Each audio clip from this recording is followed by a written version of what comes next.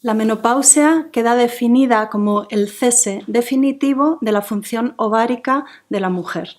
Es un fenómeno natural que se produce en las mujeres de mediana edad por el cese de la función de los ovarios y la caída en los niveles de estrógenos principalmente. Tiene lugar normalmente a una edad media de 51 años, pero puede ocurrir antes o después y esto queda determinado por distintos factores: la información genética, el estilo de vida, la nutrición, la actividad física y el tabaco pueden determinar el momento de la vida de la mujer en la que aparece la menopausia. Y también por condiciones especiales. Se puede producir una menopausia quirúrgica cuando se extirpan los ovarios en una mujer cuando todavía son funcionales, o una menopausia inducida por la radio o la quimioterapia en tratamientos específicos. La menopausia precoz es aquella que tiene lugar antes de los 40 años y puede ser también de una manera natural o por estas condiciones especiales, la cirugía, la radioterapia o la quimioterapia. Vamos a ver esos términos extraños que yo creo que suman más confusión y malestar a una mujer que está viviendo todos estos cambios. Primero, la etapa reproductiva de la vida de una mujer. Es el periodo de tiempo que tiene lugar entre el inicio de las menstruaciones, la menarquia, que es la primera menstruación, y el comienzo de todos esos cambios constantemente irregulares en los ciclos menstruales de una mujer. Ahora, el periodo que queda comprendido entre todos estos cambios irregulares en las menstruaciones y el cese definitivo, la última menstruación definitiva, ese periodo de tiempo es lo que se conoce como la transición perimenopáusica o la famosa perimenopausia, o incluso algunos la llaman premenopausia. La menopausia es ya el fin definitivo de las menstruaciones y esto tiene lugar en un periodo de tiempo, entonces se da un margen de 12 meses como periodo de tiempo en el que ya por fin, cuando no hay menstruaciones, se considera que ha llegado la menopausia.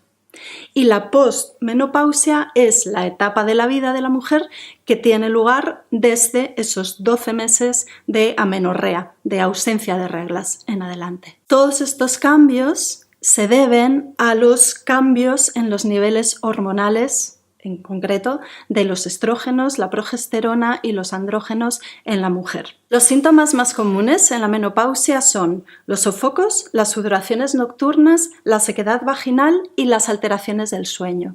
Por orden, son estos los más frecuentes, pero hay muchos otros síntomas que acompañan a estos cambios hormonales, como por ejemplo el aumento de peso, la distribución de la grasa corporal, el dolor articular o dolor muscular, la osteoporosis, la disminución de la libido o el dolor con las relaciones sexuales que tiene que ver con la sequedad vaginal, la atrofia de la piel o la sequedad de la piel, la caída del cabello y muchos más que vamos a ir viendo y que todos tienen que ver con este desequilibrio o estos cambios en los niveles hormonales de hormonas sexuales femeninas y masculinas. A lo largo de la vida de una mujer se van produciendo cambios en el sistema neuroendocrino y genitourinario, es decir, en todo el eje que conecta el cerebro con el aparato genital y que está controlándose en una manera que se denomina de feedback, de retroalimentación, por los cambios, los niveles variables de hormonas. Se mandan señales al cerebro que envían señales hormonales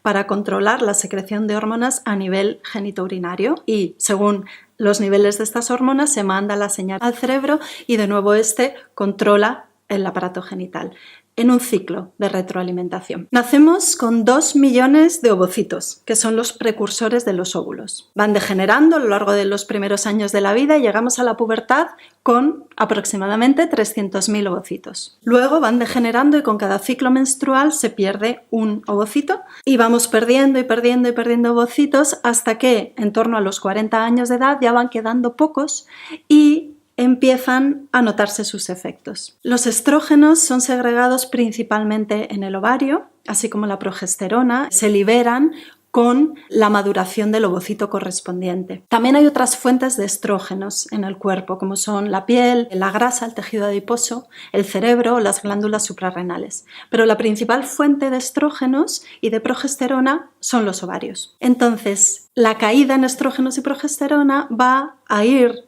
determinando todos esos síntomas de la menopausia. Os lo voy a explicar porque yo creo que ayuda mucho a comprender qué es lo que sucede para llevar mejor los cambios y también para entender que hay herramientas para ayudar a mejorarlos. ¿Qué efectos tienen los estrógenos? A nivel del ovario, los estrógenos lo que hacen es favorecer la maduración y la consecución de ciclos menstruales. A nivel del útero, los estrógenos favorecen la maduración, el desarrollo del tejido y la lubricación. Por eso, en la menopausia, con la caída de estrógenos, se produce una sequedad vaginal que puede dar lugar a dolor o a sangrado cuando se tienen relaciones sexuales. A nivel del pecho, en la glándula mamaria, los estrógenos son las hormonas que favorecen el desarrollo durante la pubertad y son las hormonas que hacen que se prepare la glándula mamaria para la producción de leche durante la lactación. Pero también los estrógenos actúan fuera de lo que es los órganos o el tejido sexual femenino. Los estrógenos actúan también sobre el corazón.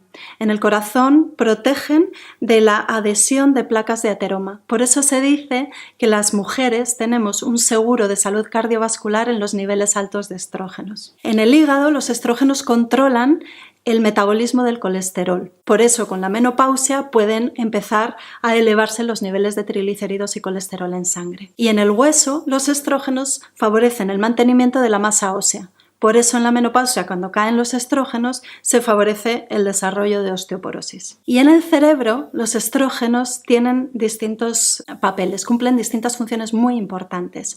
Una, ayudan al mantenimiento de la temperatura corporal y por eso en la menopausia o en la transición perimenopáusica, cuando empiezan a caer los niveles de estrógenos, empiezan a aparecer los sofocos, que son esos ataques de calor y enrojecimiento facial y fluctuaciones muy bruscas de la temperatura corporal o sudoraciones nocturnas que tienen que ver con esto.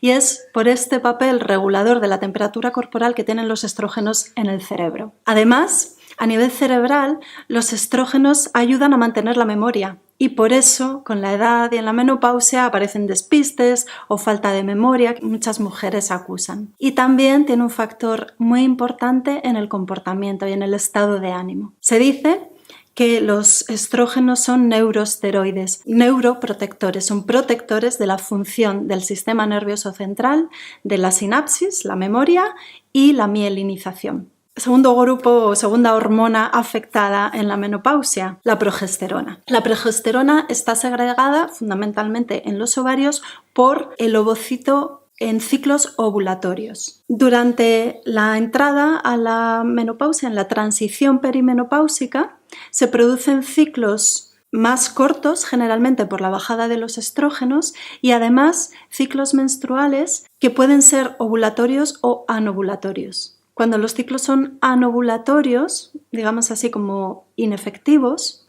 entonces se produce menos progesterona y eso es lo que favorece la hipermenorrea, es decir, tener una menstruación con un sangrado muy abundante, que eso es algo que muchas mujeres notan, que sus ciclos menstruales son más cortos y que además algunas veces, algunos meses, sangran mucho. Pues ahora ya podéis saber que se debe a la bajada en los niveles de progesterona. La progesterona se dice que es la hormona del embarazo, es la que ayuda al desarrollo del útero, de nuevo, a la proliferación del epitelio, a que sea mullido y que esté mejor lubricado. Por eso, de nuevo, esa asociación con la sequedad vaginal durante la menopausia. Y la progesterona tiene un efecto también regulador de la inflamación y de la función del sistema inmune. Un efecto que tiene y que resulta muy desagradable en la menopausia es que la progesterona también ayuda a regular el control vasomotor y la contracción del músculo liso, de la contracción de los esfínteres.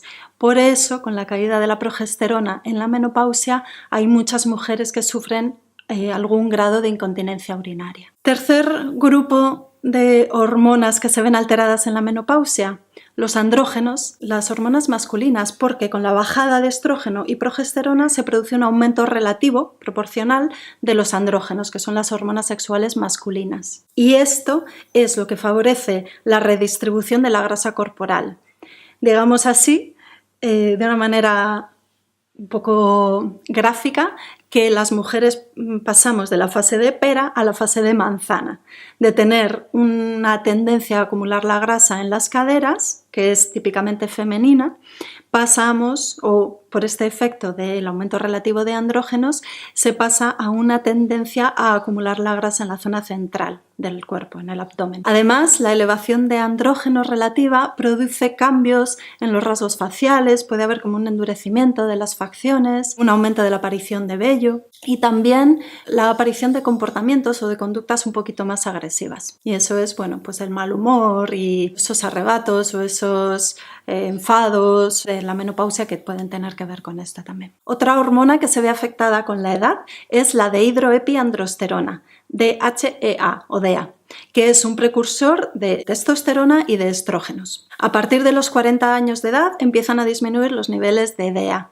y especialmente cuando estamos sufriendo una enfermedad crónica o hay una situación de estrés intenso mantenido en el largo tiempo. La DEA tiene una función importante también en el control de las emociones, en el mantenimiento de la memoria, tiene un efecto antiestrés notable, es antagonista del cortisol, la hormona del estrés, y por eso con la edad, con los niveles bajitos de DEA, llevamos peor situaciones estresantes. Es antioxidante y también tiene que ver con el control y la distribución de los lípidos y la grasa corporal. Como veis, con los cambios hormonales, la caída de estrógenos y progesterona, el predominio relativo de andrógenos y los niveles más bajos de DEA, se producen muchos síntomas muy variados a nivel del organismo y de la mente y las emociones. Los sofocos, las alteraciones del sueño, los cambios de actitud, la atrofia de la piel, la caída de cabello, la incontinencia urinaria, la pérdida de libido. Esto, bueno, plantea un panorama desolador, sobre todo para algunas mujeres que tienen síntomas muy acusados. La buena noticia es que podemos modularlo a través de la dieta, de los hábitos de vida y también de los suplementos o la medicación. Clásicamente en medicina se ha empleado la terapia hormonal sustitutiva, es decir, el aportar análogos de esas hormonas que están carentes para equilibrar los niveles hormonales y así paliar los síntomas. El problema de la terapia hormonal sustitutiva es que ha mostrado aumentar el riesgo de enfermedad cardiovascular, cerebrovascular, trombosis venosa profunda o cáncer de mama, incluso en periodos de tiempo cortos de tratamiento. Por eso la terapia hormonal sustitutiva tiene que estar muy bien pensada, diseñada y ajustada a la persona que lo necesita y con un control médico cercano. Pero tenemos otras herramientas, no todo está perdido. Contamos en primer lugar con la alimentación, el estilo de vida y luego con suplementos naturales, que también hay que utilizar con cuidado y mejor con asesoramiento profesional.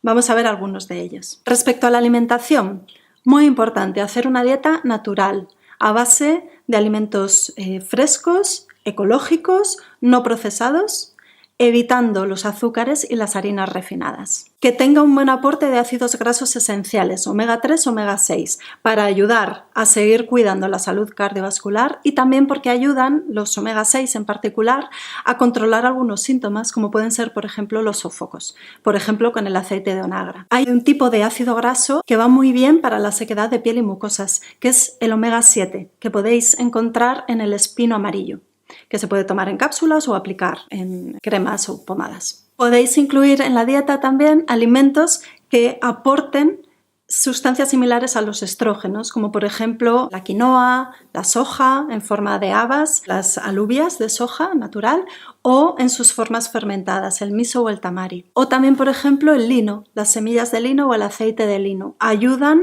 a elevar de manera natural y suave los niveles de estrógenos. Y no os olvidéis de los alimentos ricos en calcio y un buen aporte de vitamina D para asegurar la salud de los huesos. Respecto a los suplementos naturales, lo que se conoce como fitoterapia, existen plantas que ayudan a regular los niveles hormonales y a controlar, a minorar los síntomas de la menopausia. Por ejemplo, la cimifuga racemosa, una planta herbácea que viene de Norteamérica. Es muy interesante, ayuda a muchas personas, sobre todo con sofocos, pero también con otros síntomas de la menopausia. El mecanismo de acción todavía no está claro porque no es estrógeno, no aporta estrógenos, pero sí ayuda a regular los niveles de estrógenos. Y parece que lo hace a través de la modulación de los receptores de estrógenos, es decir, de la señal en la célula que activa la cadena de reacciones que producen unos u otros efectos y unos u otros síntomas. Además, la cimifuga tiene un efecto neutralizador de radicales libres, que son esas sustancias que favorecen el envejecimiento. Y luego tenemos el gran grupo de los fitoestrogénicos o los fitoestrógenos. Los fitoestrógenos son sustancias de origen vegetal que aportan estrógenos. Son como estrógenos naturales. Son algo así como la hormona, un análogo de la hormona, pero a niveles mucho menos potentes, a veces hasta 1000 veces menos potente que la hormona natural. De esta manera se produce una elevación, una regulación suave de los niveles hormonales. Dentro de los fitoestrógenos hay distintos tipos químicos, pero yo os voy a hablar de los 3 principales, que son la genisteína, los lignanos del aceite de lino, por ejemplo, de las semillas de lino, o las famosas isoflavonas de soja. Y tenemos otro aporte muy interesante, que es el astrágalo, que ayuda a elevar los niveles de DEA, de la dehidroepiandrosterona. Y esto es muy interesante para ayudar a mejorar toda esa sensación de pérdida de fuerza, de cansancio, de cambio de humor, de cambio en la composición corporal que viene acompañando a la edad. Respecto al estilo de vida, tenemos una buenísima herramienta en el ejercicio físico. No se sabe exactamente cómo se produce, pero sí está clara la asociación con una mejora de los síntomas en la menopausia por encuestas de calidad de vida. Así que el consejo es que en la medida de vuestras posibilidades hagáis ejercicio físico, que mantengáis una buena rutina de ejercicio físico. Además, como en la menopausia, con la edad, se reduce la tasa metabólica, el ejercicio físico va a ser también una buena ayuda para activar el metabolismo y ayudar a controlar el peso. Esto es importante también, que mantengáis un peso adecuado para vuestra estatura. Respecto a los hábitos de vida, muy importante también la higiene del sueño, un buen ciclo sueño-vigilia para ayudar también a mejorar los síntomas. Esto también se ha visto que tiene una asociación directa. Y algo muy importante, el mantenimiento, el cuidado, el fomento de buenas relaciones interpersonales. Se ha visto también que las mujeres que mantienen buenos vínculos, actividades sociales, pertenecen a algún grupo con un fin social, tienen una mejor experiencia de su vida postmenopáusica. Algo que también ayuda a llevar mucho mejor toda esta etapa de la vida de la mujer es comprender que hay un sentido, un valor biológico de todo ello. Parece que el fin de la etapa reproductiva es algo poco ventajoso para la evolución.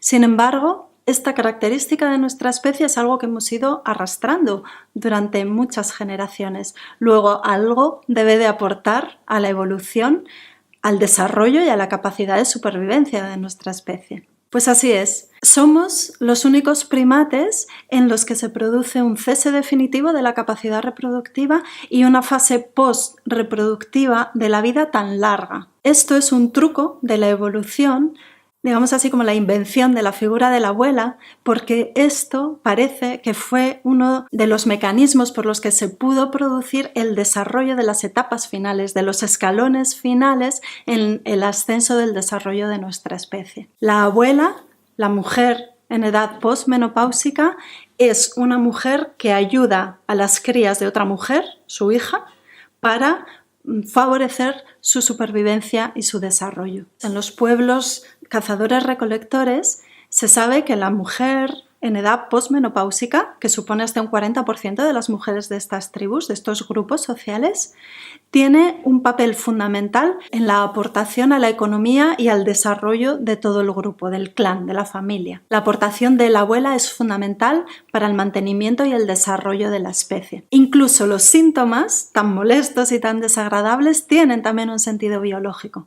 Cuando una mujer estaba incómoda porque le daban los sofocos, o estaba de mal humor, o le dolían las articulaciones, o le molestaba la piel, o tantas otras cosas, y reaccionaba además de una manera más masculina y más brusca, lo que hacía era apartarse, aislarse del resto del clan y transmitir el mensaje de: mira, no estoy para fiestas, no me molestes, porque era una mujer que no estaba en edad reproductiva, no era fértil, y por tanto que un macho se uniera a esta mujer iba a ser un mal uso de la energía vital. Todo tiene sentido al final, y comprendiendo todo este sentido biológico de la menopausia, de la posmenopausia, esta se puede convertir en una etapa muy interesante para la mujer, para ayudar al cuidado de los hijos de otras mujeres o incluso para su propio autodescubrimiento como mujer ya no con una función reproductiva, sino el valor por sí misma. Recordad que